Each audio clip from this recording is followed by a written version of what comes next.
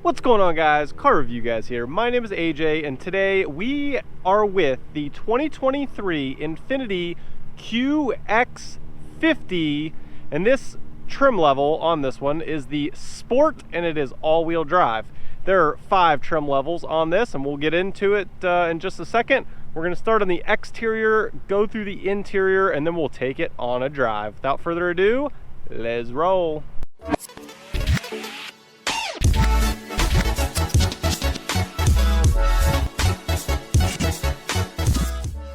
Starting here with the exterior, right up front I have the vehicle running so you can see all the runners and such, but yeah, it has some aggressive LED lighting, as you can see there, which is sharp. You have this really nice aggressive looking front grille. I actually really like that as well. And then obviously it's all straight through to get some cooling to the motor. The motor is a 2-liter 4-cylinder pushing around 268 horsepower, paired with a CVT transmission. I know that's controversial, but this thing rides pretty good, so I'm not going to complain too much about that. Moving on around, you will notice the tires are pretty good looking as well.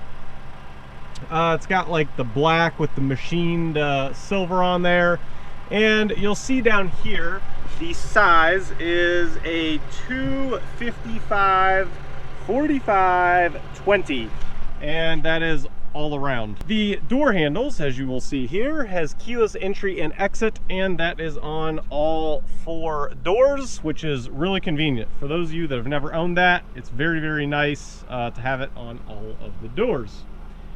The one thing on the exterior that obviously I would always change as an option if I could is the black plastic around the wheel wells. I get the point of it, to try to help with some of the scratching, but you could PPF the paint, and to me it would look a lot better. But other than that, that's the only thing on the exterior of this vehicle I would honestly allow as an option. Everything else I think looks really, really good. Now, as we step up right here, you will see this is a driver's side fueling door, which is nice. You guys know I love the driver's side. I don't know why, but I do. Coming on around back, you'll notice all of the badging is blacked out, which I personally really like. I'm not sure if you guys do or not, but I think it looks great.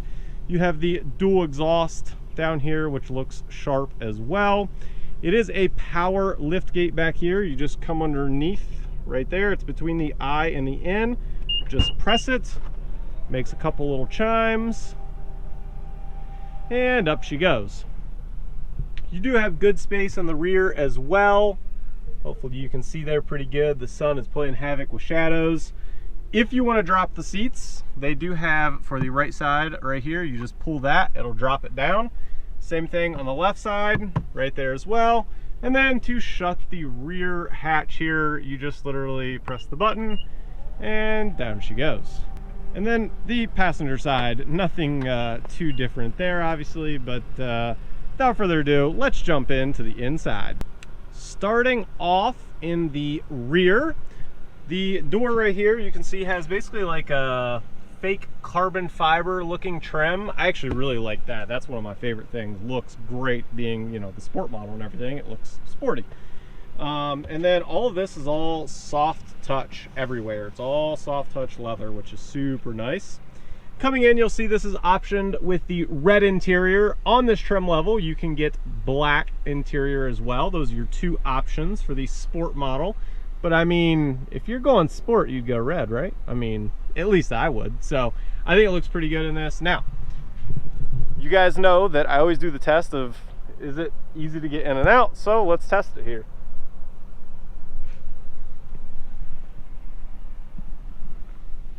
So that was pretty natural for me. I didn't put any effort to really duck down. It's just when you start to get in, you naturally duck just slightly.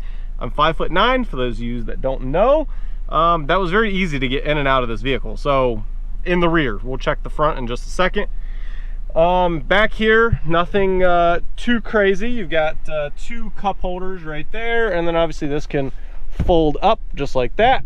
You'll notice these seats are at different, I guess, degrees right now, if you will, because there is a handle on the side, if I can find it here, And you can layer back a little bit if you'd like, which is definitely nice to change. Also helps the headroom, but even still, I've probably got 3.5 inches up there.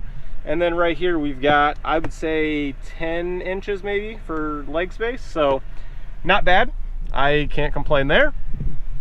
And then last but not least, you got a couple chargers down there. You have your own air vents. If you go up to the Autograph, which in between the Sport and the Autograph is a sensory trim level, you can get a tri-zone on the Autograph. So then you can actually set your own temperature back here. And I believe on the sensory you can get heated rear seats, and obviously comes on the Autograph as well, but those are a couple of things that are missing in the Sport in the rear. But nonetheless, it looks good, it's comfortable. And while we're back here, we'll go ahead and hit this one time because it affects the rear. We have the panoramic sunroof, and it does come back pretty far in this vehicle. And that's kind of a first. They literally brought it back so far that you can see, I think that's the antenna up there, if I'm not mistaken. But yeah, it comes out just a little bit. But yeah, I mean, it's a nice big piece, and it looks really good. Before we step into the front to see if it's easy to get in and out of or not, again, you have that continued trim up through here that looks like carbon fiber. It looks so good. Again, they continued soft touch everywhere, which is super nice. All of your buttons and switches for windows and locks and mirror adjustments are all right here. You do have memory seating, and this has a 12-speaker Bose. If you go up in trim levels, you can get up to a performance Bose sound system, and that comes with a 16-speaker system. But again, on this trim level, the Sport, it is a 12-speaker system. And then right here, you can see the carbon fiber continue, and this is very quickly what it looks like before we get in. So, doing the test of getting in, is it easy or not? Stepping very normal. Yeah, it was very, very easy. The height of this thing is like perfect too. It's not too high and it's not too low. So I guess what I'm saying is it's kind of like Goldilocks, you know? The porridge is just right for the height of this vehicle, in my humble opinion. Now, let's shut the door here to get rid of any potential wind noise for you guys. So, right away, just everything is leather and soft touch, just looking at it, which I've already talked about on the door. But you've got your, leather wrapped steering wheel, which is nice. This up here is leather. It's all soft touch. I'm not sure if you can tell from my finger or not. Even in between these two screens, you've got leather wrapped all the way around, which is super nice as well. And the way they did the black with the red, I think that looks really good as well. Over there, continuing the carbon fiber look all the way around to the other door. Now, right there, you'll see a speaker, and that little dot right above, that is for your blind spot monitoring on this vehicle. You'll see it right there as well. So that's what will light up on this vehicle. That's it.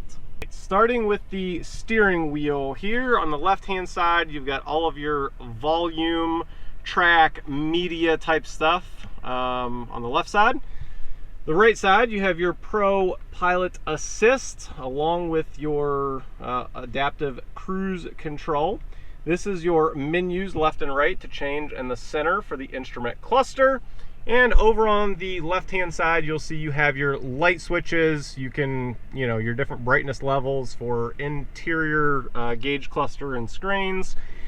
And this right here is for your Pro Pilot Assist, whether you want it to be the lane keep on or off. And then obviously right there is your lift gate in the back, or hatch, or whatever you want to call it. So yeah, those are all your buttons in this area. They do have paddle shifters that are actually, they look really small because it's all you can see, but from the back side, they're actually not too bad. Like, that's my all 4 fingers, and you can see there's room even above it. So pretty good size paddles for an SUV, honestly. Moving down here to the right, we'll put our phone on the wireless phone charger down there, which is nice to have. You've got a couple of little charging ports down there. This is kind of unique. Again, this is an Infiniti thing, but you put your finger there and it basically slides like a skate. That's reverse. While we're in reverse, you'll see this does have the 360 camera, which is super nice. Also, It's at least the setting right now. As you go to approach a curb or something in front of you, that camera will automatically kick on for the front view on this left-hand side, so that way you can see how close you are. That's a really nice feature as well. So putting this back into park, you've got your drive mode selector right here. As we go through them, you will see there's personal, sport, standard, and eco.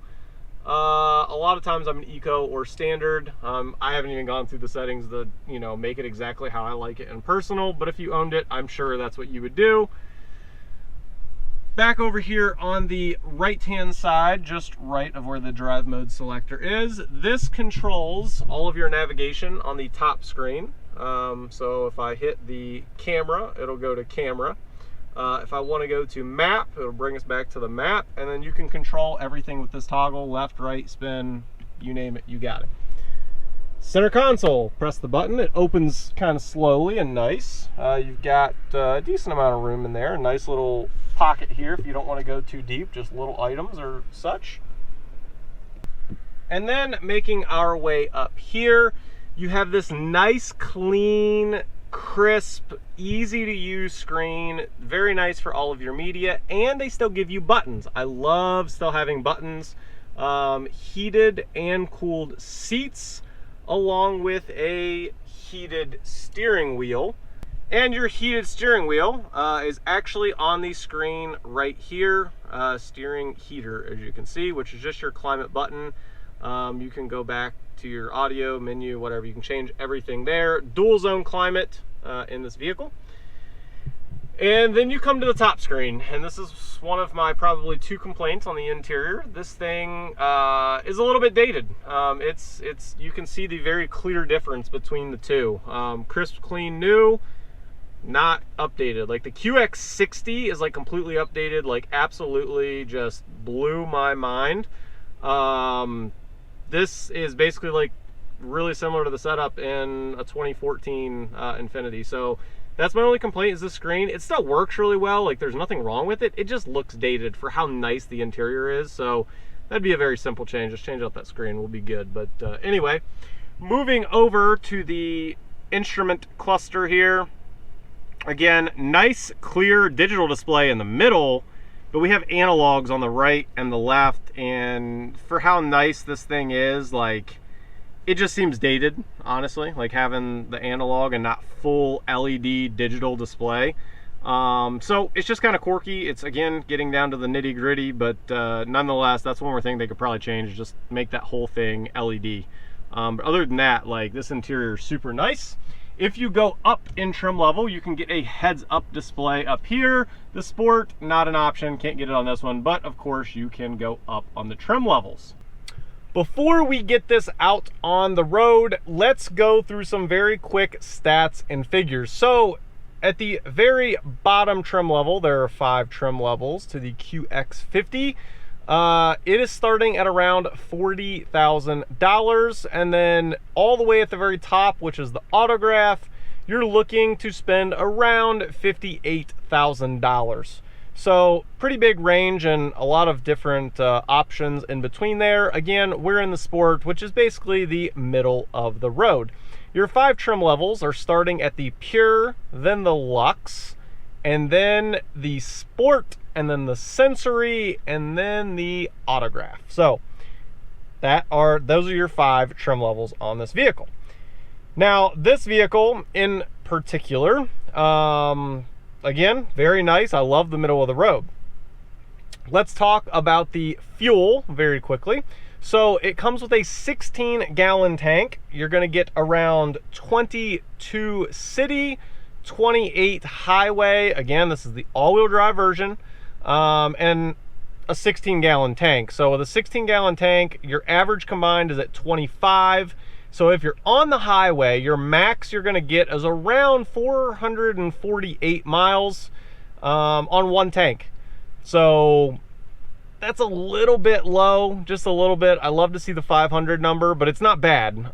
Certainly, they're not far off. And even if you got like literally 1.5 miles to the gallon better, you're at that number. And sometimes that can happen. I've definitely beat the manufacturer's rated number, if you will. So that's what you're looking at. Again, this is around 268 horsepower. You're pushing a 0 to 60 of around 6.5 seconds, give or take. Elevation, temperature, you guys know the drill. Everyone wants to claim the absolute fastest it can. Just round number, 6.5. Pretty good for an all-wheel drive SUV. Again, paired with a CVT transmission. So I think that's majority of the stats and figures that you're really going to want. If I think of anything else, we'll talk about it during the drive. Right before we start this drive, you guys got to see the cinematic in 3, 2, 1, boom.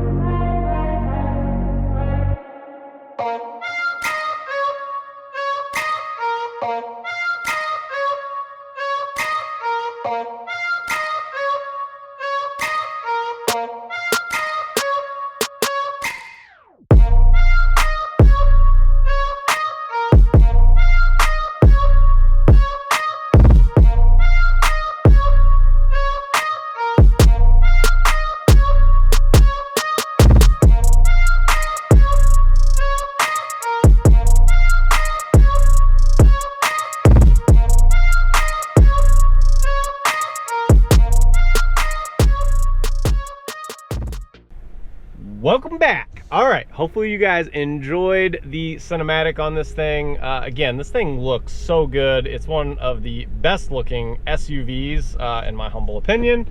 But yeah, you guys know the drill. That's all opinion based, but to me, I absolutely love the look. Now, how does it drive? How does it drive? So right off the bat, to me, it's Infiniti. And what I mean by that is, like, it's for an SUV, this thing is nimble. Like, as far as turning, it's nimble. Again, not sports car nimble. Okay, you guys got to compare apples to apples here. I get criticism a lot from you commenters, basically comparing it to something that it's not. So this thing has really good handling. It's pretty quiet. The only thing that I can really hear from a noise perspective is the motor. I can hear. I mean, this motor works a little bit hard, especially if you're trying to get on it and go. You can hear the motor. There's no denying that. It's not quiet from that aspect. You can hear a little bit of road noise from the tires, but as far as wind noise, passing by cars, there's virtually no noise from that aspect. So overall, pretty good in the noise category. Now, speed. Let's see. All-wheel drive. Gotta go, gotta go, gotta go. Oh, yeah. Yeah, there's nothing wrong with that. From, again, 0 to 60 around 6.5 seconds. For me, that's perfectly fine. You're getting, again, around average of 25 miles to the gallon in an all-wheel drive. This is not a hybrid, so keep that in mind. Not a hybrid. I think that's pretty good, and I think it's, again, safe and comfortable as far as acceleration goes. No complaints there on this, other than it seems like the motor works kind of hard whenever you're really pushing it. As far as visibility, on visibility category, it's actually very, very easy to see out of. I really like the visibility in this thing. I say this all the time, sometimes this pillar can get a little fat on some vehicles, but this one, again, is pretty skinny. And I think a lot of these newer vehicles, they're purposely trying to get a lot skinnier for that very reason, just because too many people have complained about blind spots, to be honest. And yeah, so it's pretty skinny, and that's the only one even potentially remotely that I would see a blind spot in. The rest, good.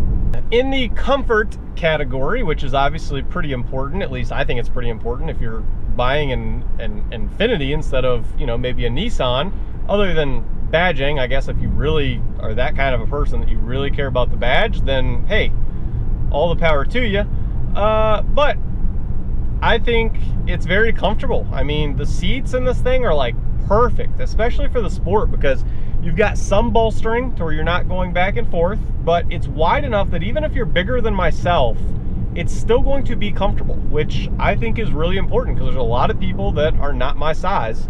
So I think you'll be pretty comfortable in this thing. The padding is like perfect in these seats. Like, you got heated seats, cooled seats, which is what you expect out of an Infiniti. And there for a long time, Infiniti did not offer cooled ventilated seats, and it put them kind of behind a lot of other manufacturers. And now they have it. So definitely check it out if that's something that was bothering you in the past, because it bothered me. I live in Arizona. It's 120 degrees in the summer, and ventilated seats matter. It really cools it down. So just my take and my opinion on it. Now, the suspension wise, along with the comfort paired with the seats, it does pretty well. I wouldn't say it's leading in this category for the suspension, but it is good. It's good. Don't get confused. It's good. There's nothing wrong with the suspension in this vehicle. Again, it's a sport, so I haven't driven the Autograph, and maybe it's tuned down just a little bit to where it's softer, but then you may not get as good of like performance per se out of it. Because like if we go around this turn right now, like I don't feel like hardly any body roll. Now, I'm not taking that turn fast, like by any stretch, maybe 22 miles an hour, which I would feel is pretty normal.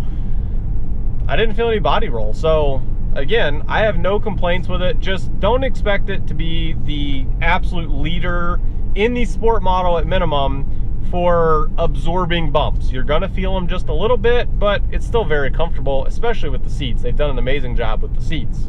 Last but not least, on the comfort category, if you will, I guess you could put it in technology category as well. But I had to discuss very quickly the Pro Pilot Assist. Does the lane keep work well, or lane centering, and does the adaptive cruise control work well? The answer is yes. It works very good in this vehicle, because some vehicles, I'm gonna be honest, they're very okay. And being okay is fine, but this thing actually does really well.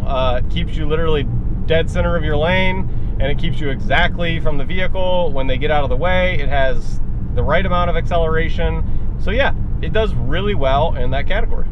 And last but not least, the drive modes. People always ask me, you know, is there a big difference in the drive modes? Because some vehicles, certainly you can feel a difference, and in others, I don't even know why they put them in the vehicle. In this thing, I can certainly tell a difference. And a lot of times when you go to sport mode in some other vehicles, like, all you're gonna get is basically allowing your gears to hold longer, maybe some different throttle responses, but sometimes you can't really tell too much. In this thing, they've done really well as far as differentiating the different modes, because Eco, Standard, and Sport, and then obviously you have Personal, you can customize it how you want. There is a big difference for sure. Like, Sport is very aggressive, you can certainly feel it. Eco, I mean, you literally have to pin it to the floor to like get throttle response, to be honest. And in Standard, it drives like normal. Like, you put it down 3/4, you're gonna feel 3/4 acceleration. Like, I feel like the modes did a really good job in this vehicle, because I just think they should all be very different, and they are. So they did a really good job. And I think that's pretty much gonna cover everything in this vehicle. If there is anything I am missing, or if you guys have specific questions, just drop them down below. I try to respond to every single person. And again, if I'm missing anything in these reviews, especially if you guys are watching most of them, that you guys would really like to know going forward, just again, drop it down below. I try to respond, and I'm always trying to make these videos better for you guys. The next video on this vehicle is going to be 5 things I love and 5 things to improve. So I think that's going to be a pretty fun video. And just like that, we're going to go ahead and end today's video. Please like, please subscribe, and as always, I'll catch you guys on the next one. Peace.